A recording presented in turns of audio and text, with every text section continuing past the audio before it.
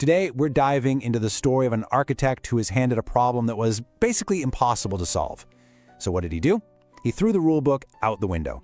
His name is Alejandro Aravena, and his absolutely radical idea of building only half a house, well, it did more than just put roofs over people's heads. It completely transformed how we think about design, community, and even what it means to succeed. Everything you need to know starts with this one sentence. I mean, it sounds like he's admitting defeat, right? Like a total failure. But this statement is actually the blueprint for a revolution. It captures that exact moment when a crippling, impossible constraint gets flipped into a world-changing strategy. $7,500. That's it, that was the number. Picture this, it's 2003 in Iquique, Chile. And that's the budget Alejandro Aravena was given to build a home for an entire family. In the world of architecture, a number like that is a death sentence. It's the kind of money that builds a tiny concrete box on the edge of town, basically a place to hide poverty out of sight. So, how did he turn that impossible number into a global movement? Well, here's how we're going to break it down. We're going to start with that budget. Then we'll look at the years he spent as a strategic dropout, which is where his whole perspective was forged. We'll get into his core philosophy of solving problems with human insight and the practical system he built to actually make it happen. We'll see the revolution it sparked, and then, at the end, we'll pull out the one powerful lesson you can use to build your own rule. Okay, so let's go back to that dusty plot of land in Iquique. Aravena's looking at 100 families who've been living in illegal shacks for 30 years, and he's got that budget, $7.5 grand. Now, the standard way of doing things, the standard model, had only one answer: build a small, bad house, a finished product that was, let's be honest, a failure from day one. And Aravena's response? It was a high-stakes refusal. He just refused to deliver a finished failure. The choice couldn't be more stark. On one hand, you have the standard model, which gives you a small, bad house, a cramped little box that the government just sees as a cost to be buried. But the Aravena Rule? It proposed building only the difficult half. It gives families a solid core structure, something with room to grow. And just like that, a government cost becomes a family's most valuable investment. This wasn't just a new design, it was a completely different way of looking at economics and society. Aravena's big breakthrough came when he realized something profound. The entire system was broken. The whole industry of social housing, he figured, was built on a lie. The lie was that you could solve this massive, complex social problem with pennies. Governments and architects were all just pretending they could deliver a decent, dignified home for an amount that made it flat out impossible. So Aravena decided to stop pretending and start dealing with reality. So what is this difficult half he was talking about? Well, it's the core. It's all the essential, complicated, and expensive stuff that you can't just DIY. We're talking about the foundation, the structural walls, the roof, the plumbing, the electrical, the bathroom, the kitchen. These are the parts a family with limited resources could never, ever build or fix on their own. By providing that, Aravena was giving them the one thing they couldn't give themselves: a solid foundation for their future. And this right here, this was the huge mindset shift. A house isn't a handout from the state. It's not a cost that needs to be squeezed down. It is the single most powerful tool a family has to build wealth and find stability. By designing a house that could actually grow in value as the family added to it, he turned social housing from a bottomless money pit into an engine for economic mobility. Now, to really understand why a highly trained architect would walk away from big, fancy commissions to build half houses, you have to understand where he came from. This part of his story is about the price you have to pay for your own independence and why his time as a strategic dropout was probably the most important part of his entire career. His career path was, well, anything but conventional. He started out as a star student, acing everything in the traditional system. But he got disillusioned with the profession really fast. He saw it as incredibly vain. So he quit. He actually spent years running a bar, just watching people, observing real human behavior. And it was there, totally away from the world of architecture, that he came up with a new model for making an impact: the do tank. Aravena saw the world of professional architecture as an ego machine. It was an industry obsessed with what he called visual noise. Star architects designing these spectacular museums for the elite. He was just disgusted by this obsession with style over substance, with form over function, especially when so many people needed real help. He felt like the language of architecture had become totally empty. And here's the crazy part. His time away from the industry, that self-imposed isolation, it ended up being his greatest asset. While all his peers were out chasing awards and designing flashy glass towers, he was on what he called the remedial track of real-world survival. Being an outsider gave him the freedom to think in a completely different way, to build what he called a pragmatic machine that was designed to solve real problems, not just look good in a magazine. This really says it all, doesn't it? In a profession that's built on pedestals, on showing off the architect's grand vision, Aravena decided to focus on the plumbing. He cared about the unseen, the unglamorous, the absolutely essential stuff. He knew a family's dignity wasn't in some dramatic facade, it was in a working toilet and a roof that didn't leak. And that focus was the source of his power. So that brings us to the core philosophy, the big idea that powers everything he does. This isn't just about building things differently, it's about thinking differently. It's about solving incredibly complex problems by having a deep respect for human insight. He called it the Aravena equation. For Aravena, design is not about making things pretty. It's not some aesthetic choice you make at the end of a project. No, for him, design is a structural weapon you use from the very beginning. He had this belief that if you just try to be nice to the poor, you're offering charity, and charity can always be taken away.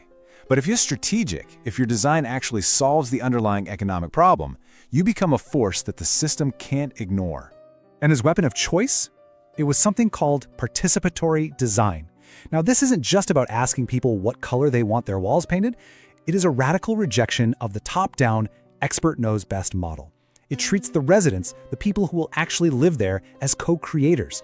He understood that the families themselves had the most valuable information, their hopes, their skills, their dreams. They knew what they needed.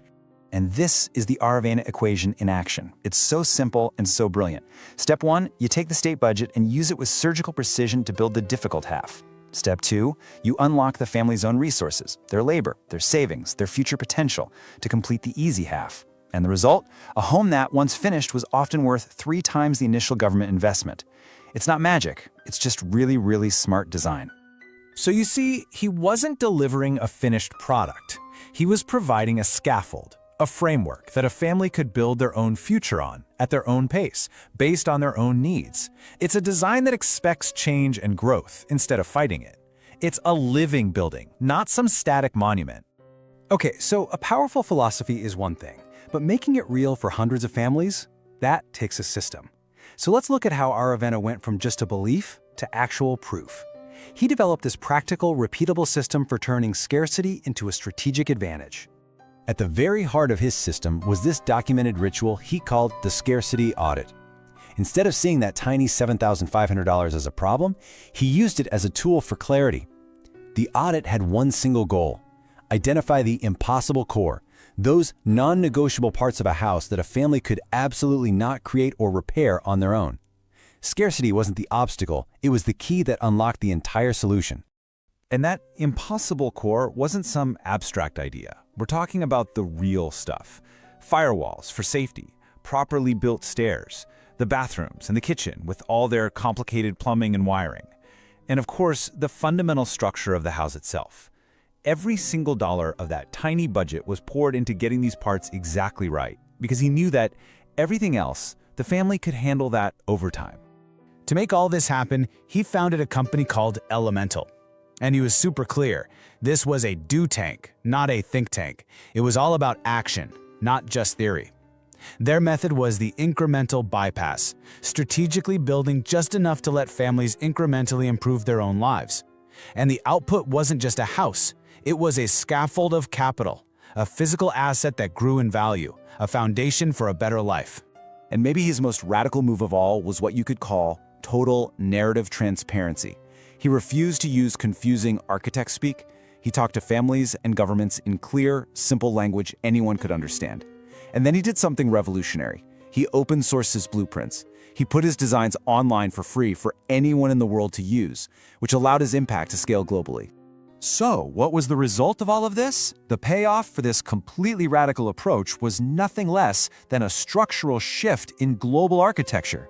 This wasn't just one successful project, this was the start of the half-house revolution, a movement that would change the very definition of what it means to be a master in his field.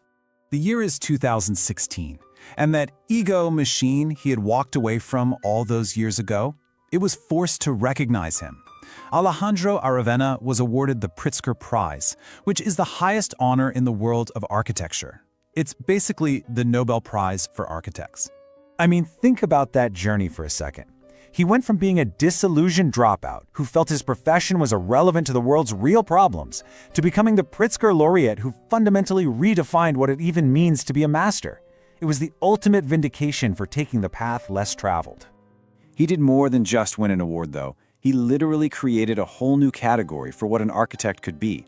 Not just a designer of beautiful objects, but a strategic humanitarian. Someone who uses the tools of design to solve deep social and economic problems, who empowers people instead of just providing for them. And the economic proof is it's undeniable. You can see it right here. The standard model gives you a low-value asset that goes down over time. But the half-house model with less initial government money creates a high-value asset that actually appreciates. He proved with cold, hard data that by doing less for families, he empowered them to create so much more for themselves. And that brings us to the final and honestly the most important part. What's the lesson for all of us in this story? Let's distill Aravena's journey into a universal rule we can all use about the power of scarcity. When you really boil it all down, this story isn't really about buildings, is it? The half house is just a powerful metaphor. This is a story about the sovereign power of design, about using strategic thinking to completely reframe a problem and turn a weakness into your greatest strength. And that's a lesson that applies to everything, whether you're building a company, a career, or just a better life. Here's the big takeaway. Scarcity is a weapon. We are all taught to see our constraints. Not enough time, not enough money, not enough resources as limitations. Aravena teaches us to see them as a gift. They are a tool. They force you to get brutally honest about what really, truly matters. They force you to find and build your own impossible core. So I want to leave you with this question. What's the standard model or the standard budget you're expected to follow in your own life? What's the finished, but fundamentally flawed solution that everyone else is trying to sell you? Just take a second and think about the constraints you're facing right now.